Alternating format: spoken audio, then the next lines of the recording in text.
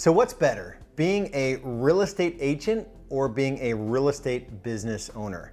You know, the truth is that either journey is really hard. The question is, if you think about your professional life into the future, no matter where you are right now, look out 3, 5, 10, 15, 20 years, which path is gonna lead you to the life that you want to live?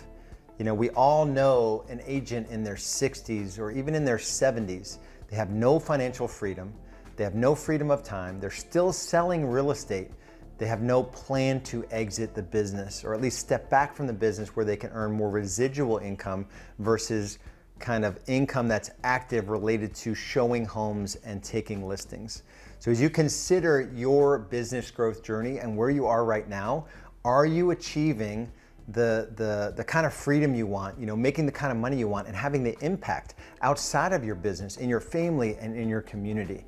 You know, when I think about the journey to business ownership, you know, there are all these stages that we need to tend to. Stick around to the end of this video. I want to give you a free report. It's 16 pages detailing every stage of the journey from agent to owner. So I'm clearly a little biased here. Real Estate B School is set up to turn agents into owners, and I want to objectively go through the pros and cons of that conversation, being a real estate agent versus being a business owner. If you like these videos, give me the thumbs up, subscribe to the channel, and make sure you turn notifications on and leave me comments as well.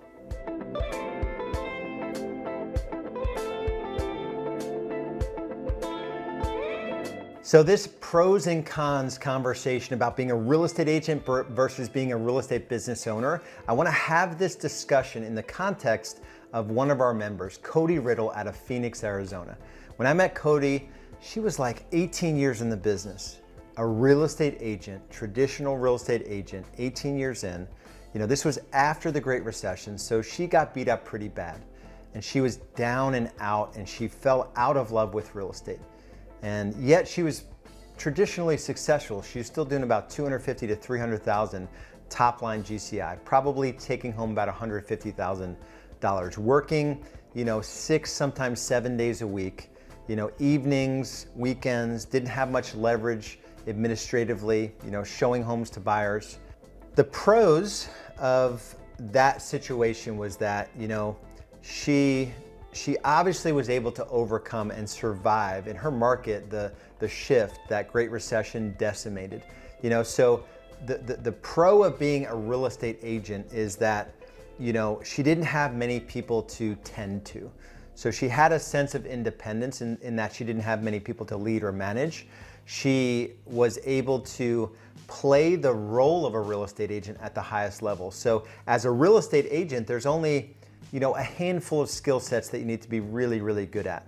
And if you're doing, you know, 25, 30 transactions a year, mostly referral, your business is not all that complicated. So that's another pro of being a top agent, right? Not a complicated business, you know, only a handful of skill sets, and it's pretty manageable. And you're not sort of overwhelmed thinking of all the different capabilities you need to build out. Those are the cons of, you know, kind of going the real estate team route. But let me go through the cons of being a real estate agent. You know, if you look at the hours that you put in, either you're super busy and you're having to work 7 days a week, or you're not super busy and the money's not there and you're stressed out wondering where the next deal is going to come from. You know, either way, this continuum of money, freedom, and impact, if you're not busy as a solo agent and you're not producing, the money's not there, you don't have freedom because you're stressed. Even if you have time, you're stressed, and that's a bondage in and of itself. And you can't have the impact in your family because you're not present because you're stressed. And so it's this vicious cycle between money, freedom, and impact that are the cons of being a solo agent, even at the top level. If you look at the journey that Cody made, and it took her about 4 to 5 years to go from, you know, $300,000 in that sort of solo agent mindset, 18 years in the business, honestly fell out of love with real estate, to where she is now. This year, she'll do over 1.5 million of GCI. She will take home more than half of that.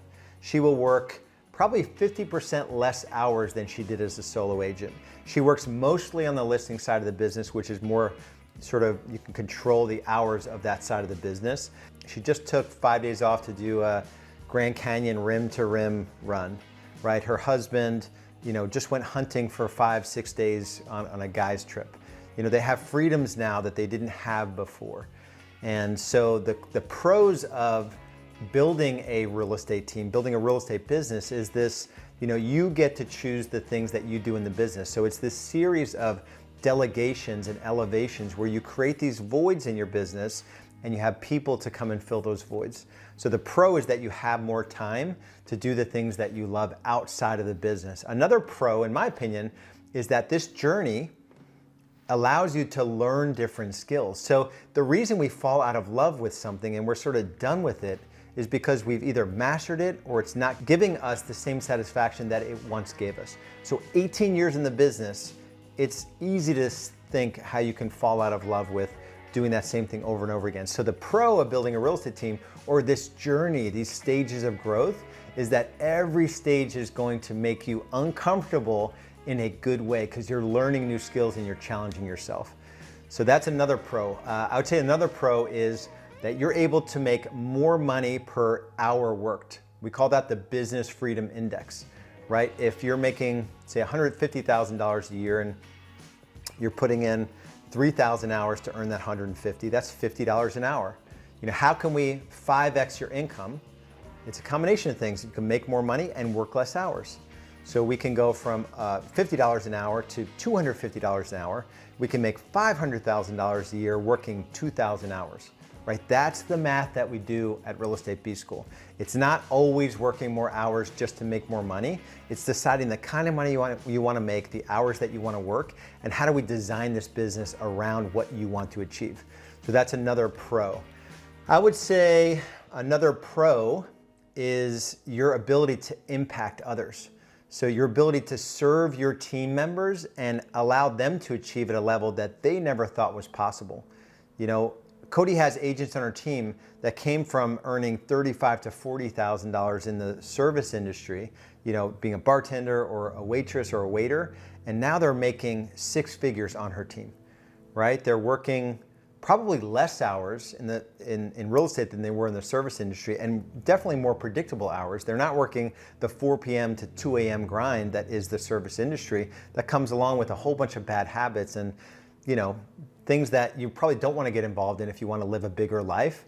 And she's able to double that person's income and have them work a more predictable work week, right? So that's a major pro for building a real estate business. I'd say the cons to building a real estate business are there's a little bit, at least more perceived risk, right? So if you go from $250,000 to $2.5 million of GCI, chances are you're going to have some overhead running that business. When you're a solo agent, you're selling 25 homes a year, you probably don't do any lead generation, you probably don't have any administrative staff, you probably don't have a physical office. So the con is that you have to make sure you have the right economic model in place. You have to make sure that you're looking at your financials, you have good tracking systems in place, all the things that we teach our members in Real Estate B School. Yet if you're not prepared to do that, you have to make sure you get those systems in place ahead of it. I'd say another con is that you are going to be disappointed by people that we work with. You're going to invite people into your world. You're going to think they have all this potential to succeed. You're going to train them for 2 or 3 months, and they're going to tap out and say, hey, this is not for me. And you're going to lose that time. That is 100% guaranteed to happen. So in Real Estate B School, we train you, we teach you how to come up with a agent onboarding system where 80% of onboarding a new agent is done via technology and sort of materials, a system that's created, and you're not having to do it all manually. If you hire 1 or 2 agents over the course of a year and everything is manual and they both leave, your willingness to go out and do it again is going to be really low versus if the system's built out already and you just put people through it. And same thing with your recruiting system and your hiring system. We guard against some of those downsides of building a real estate team. I would say another con to building a real estate team is it's not a con as much as a risk, and I mentioned it just a second ago. It's making sure you do it on the right economic model. I know guys selling over 1,000 homes a year that aren't making money when they take out their own production, and it's all ego. We do not build businesses in Real Estate B School based on ego. So you need to check your ego before you play in our world, because the con is that you could build a business that isn't really sustainable and it's really not profitable. We don't want you to have a multi-million-dollar business that requires you to still sell homes. Even if you want to sell homes, we're going to set your business up so that you don't have to, and it's a choice rather than a requirement. So those are my thoughts on solo real estate agent versus real estate business owner, and specifically how Cody went from 300,000 to 1.5 million, working 70 hours a week, hating real estate, to working less than 40 to 50 hours a week, depending on the week, and how you could do that too. The process is a staged process. There are 6 stages of real estate business growth. We call it our Real Estate Business Growth Navigator. So go to realestatebusinessgrowth.com. That's realestatebusinessgrowth.com.